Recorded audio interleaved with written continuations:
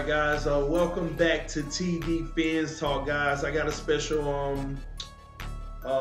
reading I want to read to everybody, and a great topic that I love to discuss. One of our fellow subscribers sent this to me. We're going to go over that right now. Hold on one second. That's nice. Now, let's see if you can find the right shoes to go with that. I'm going to see what you pick out. All right, I'll be in there in a little bit. All right, taking the babies to, I don't even know what this place is called, but it's a birthday party. Basically, go cards, laser tag, all those type of things, you know, everything they're doing, video games, miniature golf, all that type of fun. So we about to get up out of here, but I wanted to do this video before I actually left, while they're all getting ready. I done already got ready. I know I'm stepping out the house with that teal and orange on the inside, y'all. But anyway, all right, so he said, hey TD, man, it's crazy how life works. I will listen to your videos since week 1, and you have the same pulse and passion for our team as much as I do. Let me see. Now because you remain loyal and hopeful as, oh please, oh my gosh. The producer at CBS just texted me. I want to see what's going on. Let me see. Thanks, man. Remember to watch tomorrow. Of course. Sorry, guys. That's pretty cool. He just asked me a few questions tonight, so I just hit him back. But then he was just saying, thanks. Remember to watch tomorrow. And of course, I'm gonna watch tomorrow. This is gonna be an exciting moment, man. But y'all forgive me. I'm getting all off track and stuff like that. But let me get back to it. All right, I'm gonna start over. Hey TD, man, it's crazy how life works. I will listen to your videos since week 1, and you have the same pulse and passion for our team as much as I do. Now because you remain loyal and hopeful as some of us fanatics did, you're being blessed, and I love it, man. Appreciate you. I got many questions for you, as I believe we both actually watched the game and dissect the film. Cool. First of many is, I want to start with Rashed Jones. What's your take on him, and do you think moving forward he's our future? I believe he's a great player and reliable, but lately I don't know if his feelings were hurt with the whole benching or if he's injured, but his play has slightly declined. Spot on, man. Almost looks like him and TJ are the same type of safety. Not gonna go that far, but I know exactly what you're trying to say. And you're not right. Example, play in the box, make explosive, hard-hitting plays is their best suit. Should we look to move on from him and trade him for another player like a proven quarterback, picks, or hold on and build with him and hope he restructures? Get back to me. All right. Sorry, guys. I really think while I read, you know, and just envision stuff. So sorry for taking a while, but guys, that's a loaded question. And it's a real good question, all right? First and foremost, I appreciate you for sending this to me. I'm not going to say the name, but I know exactly who it is. I've already replied to you, by the way. Thank you so much. I appreciate this question. This is a wonderful question, y'all. All right, so Rashed Jones, guys, he's not looking like the same player as what our fellow friend said.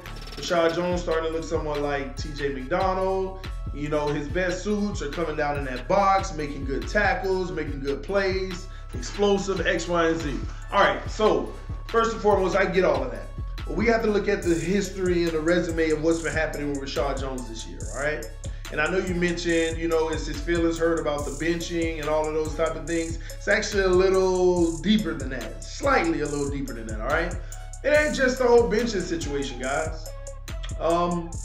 We came out of that, you know, Rashed got in trouble and everything, but we came out of that thinking that it was solely on Rashed, but we can't forget the little small caveat where they actually also said he was freelancing. It's never been officially 100% confirmed that he was freelancing, and that's why he got benched. But that's something that was thrown out there quite a bit, that Rashed Jones was doing a lot of freelancing. So I think one thing that the fans have gotten used to is the fact that when Rashed Jones freelances, he makes those big plays. He gets some nice tackles down low in the box, good coverage stops, killing screens. He's all over the place. He's back where he needs to be when it's a pass play. And that's kind of what made him a Pro Bowler. But we got to put 2 and 2 together. He freelances, and that's really a part of his strong suit because he's technically an athlete. He's like a true athlete. Okay? And he's very solid. He's a very solid player. That's what made him a Pro Bowler. But we've gotten caught up in loving that Rashed Jones. But when you're in a situation where you can't freelance because you got a bad defensive line, the interiors just broke down, the linebackers are helping, the safeties are doing more back there because the linebackers trying to help with the run, it's going to look like this. It's going to look like this because he has to stay in the typical defense. If he freelances right now, we're really empty behind us. We're really empty. And that's why you haven't heard Rashed Jones this, Rashed Jones that. Now, to be fair, it's not our fault. It's his fault that I can recall in the last few weeks about 3 times he had. I mean, let me say, I'm not going to say the last few weeks because I'm also remembering back all the way in the Chicago Bears game. But Rashed Jones also has a lot of opportunities where he's picking the ball off and he doesn't make the play. He makes the defensive play. Yay, we're getting him off the field maybe. But look at how many times, I want you to really go back on film. Remember watching the game if you've been watching the game. Rashed Jones have had several times where he's disrupted the lanes and caught interceptions and didn't finish the play. And like, oh, I missed that one. You know those when guys almost had it? Oh, I missed that one. Oh, Kiko had one recently. Like, oh, that would have been mine. I messed that up. It just came to me so fast. I was stunned. I was where I was in the right place. Oh, and I messed it up. That could have been your pick 6 or a pick period, a turnover. So he's been having opportunities to also look like that player. He hasn't been finishing the play, but it's still good sound defense is what he plays. But the issue is what we love the most about him. We're not realizing that in those moments are some of those freelance moments. When he's making a huge tackle for a -2 yards coming all the way from the safety position. Sometimes that's straight freelancing. And I think we kind of gave him that ability at one point, but at some point a coach has to say enough is enough when it's starting to not to work. It's starting not to work. See, I think people thought that this started in like week 10 or something like that. I think people thought it started in week 10, okay? I will never forget the Bears game this year. I was at the Bears game. I remember when McTire was getting killed outside, and late in the game, we had the momentum and we had them on a huge 3rd down.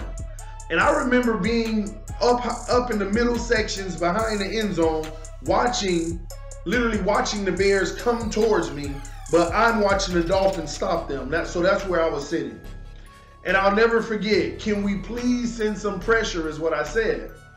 But I remember Rashed Jones came around the right side. He was on the line of scrimmage, blitzing. He was about to blitz. Play hadn't even started yet. But then I looked at it, I said, man, we got an empty secondary and our corners are playing like 15 yards off. I mean, all slants will work right here. 15-yard digs will work.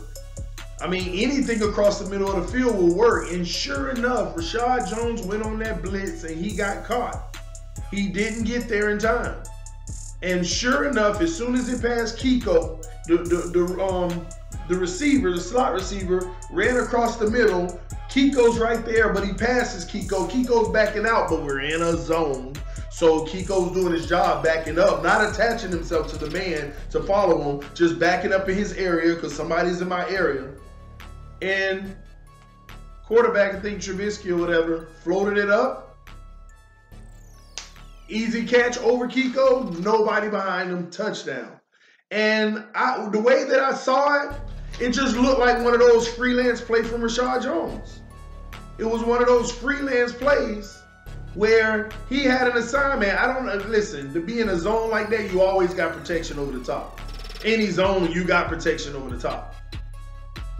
You do. I don't know any zone known to man, ask any coach that will send the protection over the top and keep the linebackers in the zone.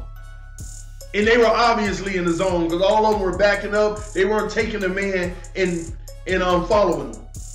All the receivers had free releases. They were literally in the zone, and there is no such thing when you're in the zone as nobody behind you protecting the deep ball. Safeties are always there in the zone, all right? Even if it's one high, you got safeties there in the zone. And then on this play, no, because we had everybody who came up. But at the same token, got beat. That was a freelance play. And I think it started then because that play was a huge play, even though we came back and won the ball game. That put both teams in the high 20s at that point. So, and I know the coaches couldn't have been happy about that. And I actually saw live evidence of him trying to make one of his miraculous sacks. And we all, Rashed Jones. But you're taking a huge risk and you got burnt on that one. And that's a touchdown. I ain't talking about a 20-yard gash because I done screwed up. No, you gave up points. You gave up points. Nah, let's cut that freelancing stuff out. Especially we're in zone. You know? Come on, you got to stop that, Rashed. And what happened? He probably kept doing it and we probably kept getting abused. And that's when, all right, we're going to have to bench him. That's what I think happened. Given the evidence of everything going on, they talking about, oh, he took himself out. Or then they talking about the coaches decided to bench him and then he's suspended or whatever they did. You have actual consequences. So something's going on that you're not doing right. And that's the only conclusion I can come to. Based off of all the evidence, you've been freelancing. That didn't just jump out there and be like, oh, Rashed Jones was freelancing and that's why they benched him. That didn't just come out of anywhere. And that's me saying I don't have nobody, because it's an organization. They're going to keep this stuff in-house. They're not going to say anything. But usually it always leaks by that individual that says, well, he was freelancing, but don't say that I said it. And that's why I got floated out there. And at the end of the day, he's freelancing. He's being... Now when we fix the D-line and they're holding their own and the linebackers can actually play their positions instead of overcompensating to stop the run, then maybe we can go back to that freelancer Rashed. But right now we need him to play his position. So I don't think from a talent standpoint anything slowed down. I don't think he has any issues. He's still flying around. He's still getting where the ball is, but he's not finishing those turnovers that he possibly has. He's still, there's nothing wrong with him. But the bigger question that you asked was, I'm coming. All right, so the bigger question that you asked was the simple fact that you'll close the door. One moment.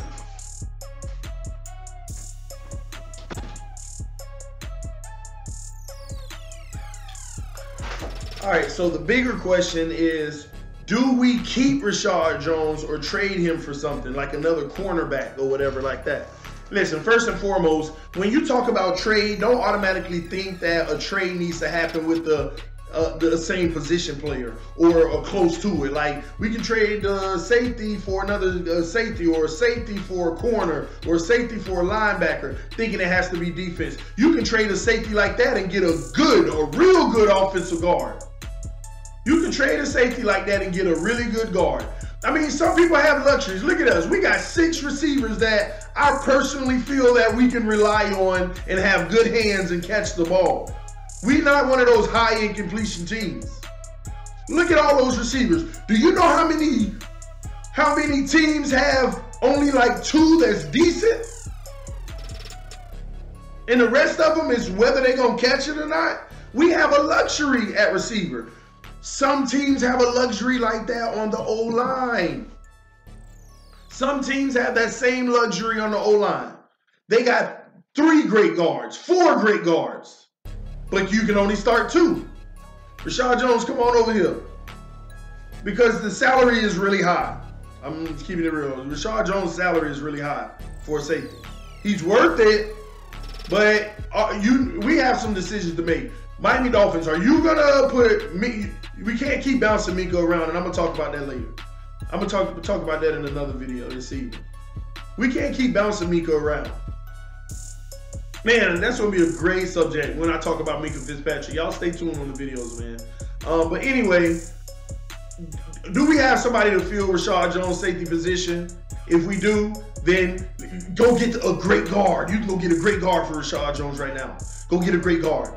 Some of them teams got a lot of them. Go get one. Get their 28-year-old since they don't want to give away their 22-year-old. They're not 30 yet. We got a good 4 years before we think you're getting a little older. No, we can get them right now. There's still prime time for them. They don't want to get rid of the 22-year-old that they have, or give us the 26-year-old. They got them on the roster. You know, they're out there, guys. Come on, Rashed. We'll see you later, but we loved you, man. We love you, still love you, whatever. But that's what I think's going to happen. I don't know if they're going to honor that contract. You know, the teams want a little bit of flexibility, be able to make some moves and do some things. You can't be restrained with your current team if you want to keep elevating it. And I think he's one of the ones on the chopping block. Albert Wilson's one too. You got to think, everybody who's shining the most or has a lot of value, you got to think like Albert Wilson. People will say, no, you crazy to get rid of Albert Wilson. But listen, without him playing, we can still be great and effective. With him playing, we can be great and effective. But he's an asset. Go get us another guard. Albert Wilson is breaking out. Now he's coming off the injury. It's going to be harder. So I think we're going to be stuck with that, but that's a good stuck with. Great stuck with. He can be a premier receiver in this league. He was never designed to be one with the Dolphins because of all of the receivers we had. But he shows that if he was on one of those teams that only had 2 or 3, he can get his 1,000-yard season. Come in and be that guy. He can. He can. You don't think the Patriots will pick up Albert Wilson? The Chiefs? You see, you know that already. They keep them. Why you think them teams in the position that they're in, they keep those type of players? But back to Rashed Jones, listen, I think that's what's going to happen. Do you build around him? He's getting older as time goes, but we giving him a lot of money. It's about bringing in the youngest great talent, and there's only a few players that end up being that marquee of your franchise. Cam Wake did it long enough to become that, even if he doesn't produce right now. Rashed Jones was actually supposed to be next in line. He just hurt himself. Rashed Jones could have gave us 2 more years of just greatness, and he would have been in that Cam Wake status. Okay, we need you to retire a Dolphin. He's not there yet. He's very explosive, should have been, but I think small instances like what happened this season, being benched and whatever problems there were, small instances like that, ends it. So at the end of the day, I don't think they're going to want Rashed Jones to retire a Dolphin. They're going to try to get value. Do they see him as the next 10-year guy? No. 10, y'all. 10 years. 10 years. And if you've already done your 10, then okay, well, you done. Let's keep rolling. We can keep reeing you up if you're still producing. And if you ain't producing, we'll do it the right way. Send you off the right way.